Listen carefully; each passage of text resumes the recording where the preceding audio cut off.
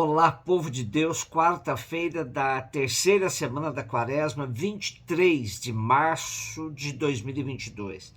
A nossa reflexão de hoje é a partir de Deuteronômio 4, 1, 5 a 9 e Mateus 5, 17 e 19. Moisés falou ao povo dizendo: agora, Israel, ouve as leis e os decretos que eu vos ensino a cumprir, para que fazendo vivais e entreis na posse da terra prometida que o Senhor Deus de vossos pais vos vai dar. Eis que vos ensinei leis e decretos conforme o Senhor meu Deus me ordenou, para que os pratiqueis na terra em que ides entrar e da qual tomareis posse. Vós os guardareis, pois, e os poreis em prática, porque neles está a vossa sabedoria e inteligência perante os povos, para que, ouvindo todas essas leis, digam: na verdade é sábia e inteligente essa grande nação. Pois qual é a grande nação cujos deuses lhe são tão próximos como o Senhor nosso Deus, sempre que o invocamos?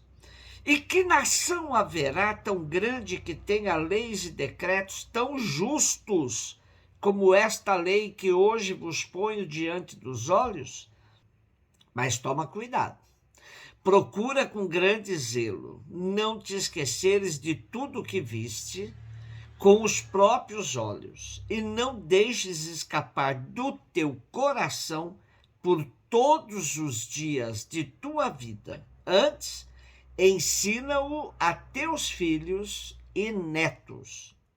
O livro do Deuteronômio deixa claro que a fé do povo de Israel é histórica, que seu Deus faz história com seu povo, que caminha muito perto dele. Seus 3 primeiros capítulos evocam esta história para que o povo perceba de que, da parte de Deus, a fidelidade à aliança é irretocável.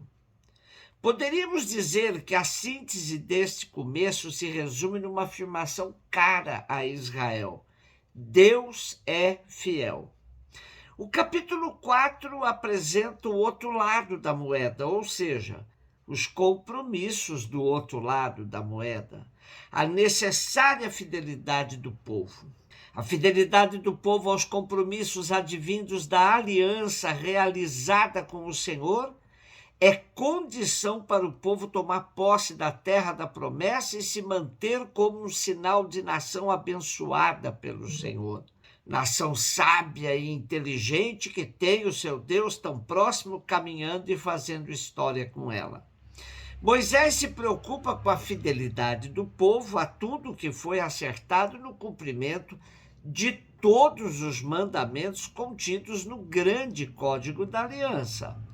Além disso, Moisés se preocupa com a memória histórica do povo, pois ele tem consciência de que um povo sem memória é um povo sem história. Um povo sem história pode viver repetindo seus erros indefinidamente. Por isso, ele recomenda que tudo seja repassado aos filhos e netos. Impressiona-nos ao ler a história do povo de Israel esse cuidado com o passado, não por um apego às coisas antigas, mas como um farol que joga a luz no presente e no futuro. Basta lembrarmos-nos de que a maior parte do Primeiro Testamento é fruto de uma tradição oral. Primeiro vem a memória do povo que contava os feitos dos antepassados aos filhos, e esses às novas gerações. Somente depois esses contos eram escritos, registrando toda a trajetória do povo de Deus. Mesmo assim, de quando em quando, eles revisavam seus escritos, atualizando-os e tornando-os memória viva de uma nação em relação aos seus compromissos com Deus. Mateus 5, 17 e 19. Disse Jesus aos seus discípulos: não penseis que vim abolir a lei e os profetas. Não vim para abolir, mas para dar-lhes pleno cumprimento. Em verdade vos digo, antes que o céu e a terra deixem de existir, nenhuma só letra ou vírgula serão tiradas da lei, sem que tudo se cumpra. Portanto, quem desobedecer a um só destes mandamentos, por menor que seja, e ensinar os outros a fazerem o mesmo, será considerado menor no reino dos céus. Porém, quem os praticar e ensinar será considerado grande no reino dos céus.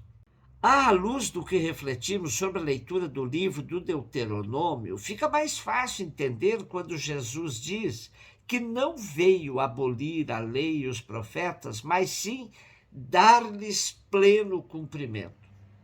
Estamos hoje com alguns versículos que fazem parte do grande Sermão da Montanha. Os discípulos de Jesus viviam um problema muito sério junto do povo judeu. Afinal, o ensinamento de Jesus é totalmente novo ou um remendo da velha lei? Temos que abandonar tudo que nossos pais nos ensinaram para aderir a Jesus?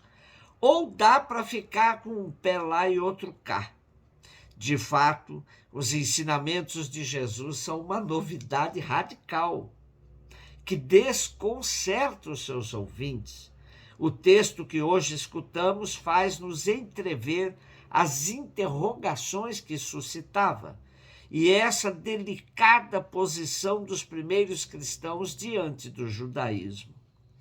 Já sabemos que Mateus escreve para uma comunidade judeu-cristã, apresentando-lhes Jesus como um novo Moisés que promulga uma nova lei, as bem-aventuranças.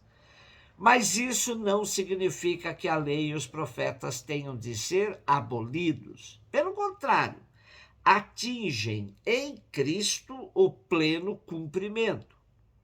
Durante séculos, ajudaram Israel a preparar-se para a comunhão com Deus. Agora, essa comunhão é oferecida por graça e em plenitude, porque em Jesus Deus se faz Emanuel, Deus conosco. Mas os velhos preceitos permanecerão como norma perene. É o que Jesus afirma com autoridade, com a expressão em verdade vos digo, isto é, amém em grego. Nem os mais pequenos sinais da lei serão invalidados. Pelo contrário, da sua observância ou não observância, dependerá a sorte definitiva de cada um. De fato, na lógica oriental, ser considerado mínimo significa ser excluído. Então, se Jesus era fiel à lei e aos profetas, por que os seus compatriotas não o aceitaram? Por que se escandalizaram tanto com ele? Percebemos que Jesus não tolera hipocrisia e nem vida de aparências. As autoridades judaicas de seu tempo tinham se acostumado com um vício muito perigoso: contentar-se com aquilo que parece ser, mas na verdade não é. Tomavam todo o código de leis e os ensinamentos dos profetas, faziam uma maquiagem no momento de vivenciá-los. Torciam as leis e os ensinamentos dos antepassados para acomodar ao seu estilo de vida hipócrita.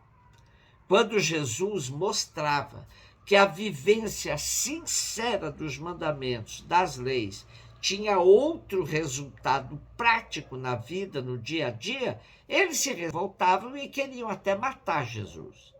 Como encarar o judiciário hoje? Será que não moldam a lei segundo os interesses de uma determinada classe social? Às vezes nos escandalizamos com a esperteza deles para libertar um corrupto e prender um inocente. Não se trata, na maioria das vezes, de alterar o código de leis, mas sim aplicá-lo com isenção, com imparcialidade. O recado de Jesus continua mais atual do que nunca. Um beijo no seu coração.